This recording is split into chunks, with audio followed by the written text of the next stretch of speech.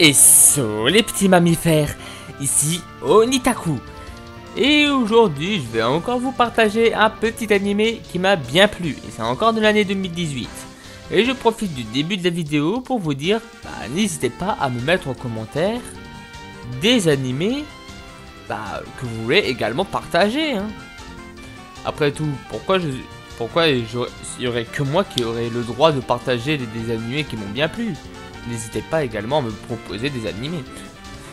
Mais bon, on va passer donc directement au vif du sujet avec Killing Bites. J'espère que je l'ai bien prononcé. C'est toujours le même délire.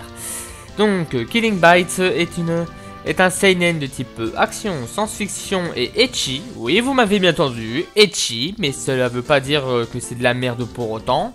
Mais je reparlerai de ce côté-là un peu plus tard. Et sachez que certains sites ajoutent également le genre horreur à cet animé, ce qui peut être compréhensible sur certains points. Mais encore une fois, je reviendrai sûrement sur ça un peu plus tard.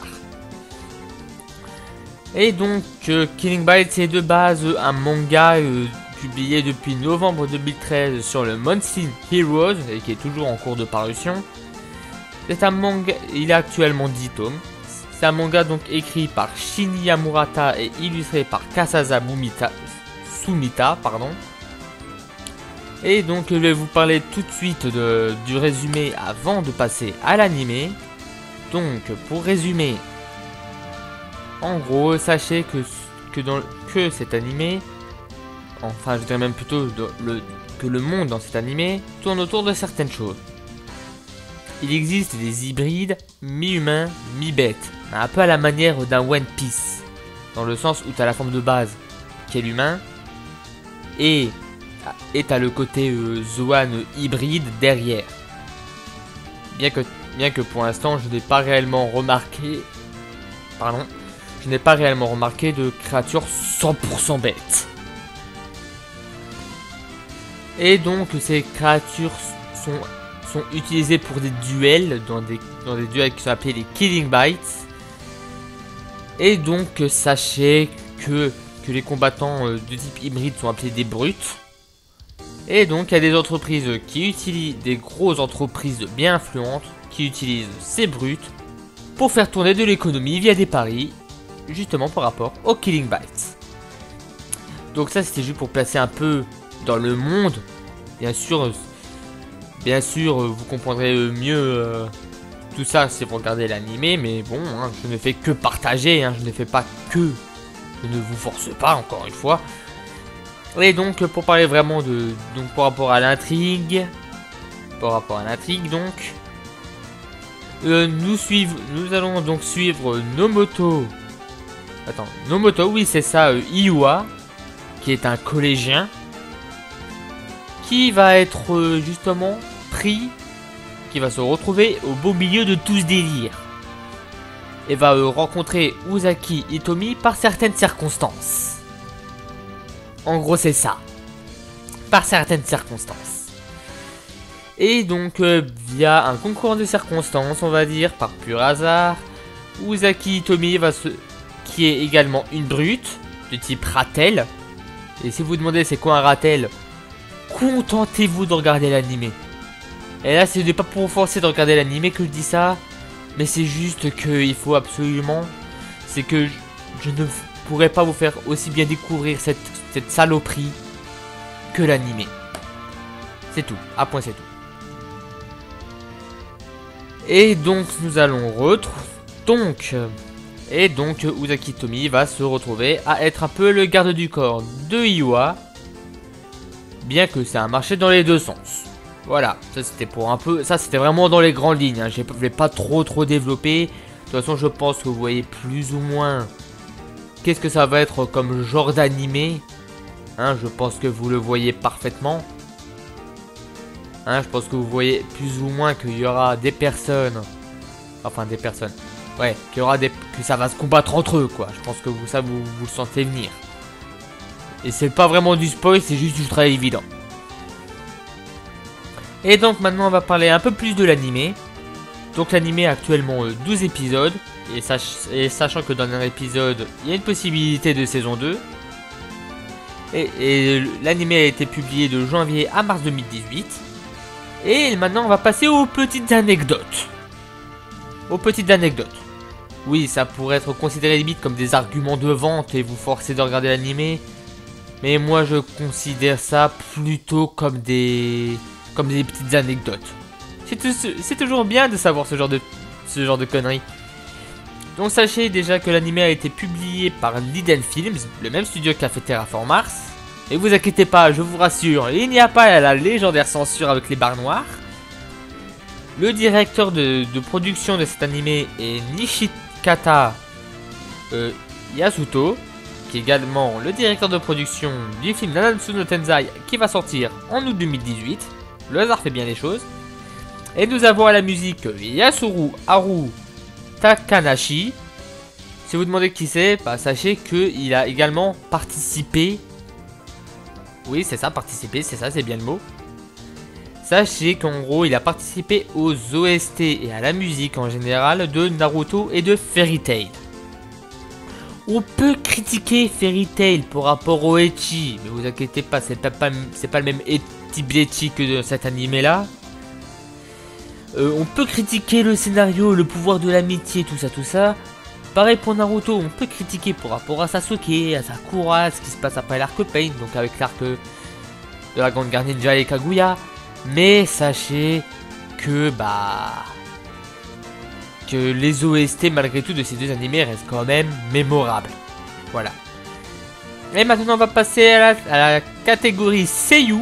Je vais vous donner trois Seiyu. Et puis je parlerai ensuite de... Comment dire? Ensuite je vous donnerai quelques personnes en vrac.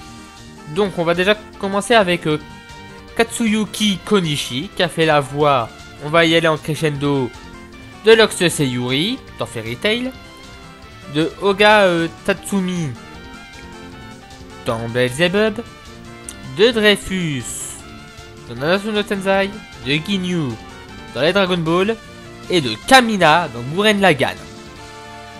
Déjà un très bon CV. Bien sûr, liste non complète, hein. Encore une fois, sinon cette vidéo durait probablement 1 heure. Et nous avons également Rikiya Koyama qui a fait la voix de Yamato dans Naruto, du monstre roi des mers de One Punch Man, de Zaratras dans Nanatsu no Tensei, de Kiwang dans l'Anime Kingdom, alors peut-être un jour que je m'y mette, ainsi que de Takamura Mamoru dans Hajime no Ippo. Alors peut-être que je pense à le commencer également. Et également de Kogoro Mori dans Détective Conan. Voilà, ça c'était la petite touche humoristique on va dire. Et maintenant le dernier seiyuu dont je vais prononcer le nom, c'est Shibata Hidekatsu, qui a fait la voix du roi Chappa dans Dragon Ball premier du nom, de Licheron dans Dragon Ball GT, de Ignil dans Fairy Tail. Alors là, limite, avec ces 3 personnages, vous voulez limite vous foutre de la gueule de seiyuu. Laissez-moi continuer et vous reviendrez sur votre décision. Car sachez qu'il a également fait la voix de Bradley dans Full Metal Alchemist, de Hiruzen Sarutobi dans les Naruto, de Kalgara dans One Piece, et aussi de Monkey D. Dragon dans également One Piece. Critiquez, allez-y, critiquez.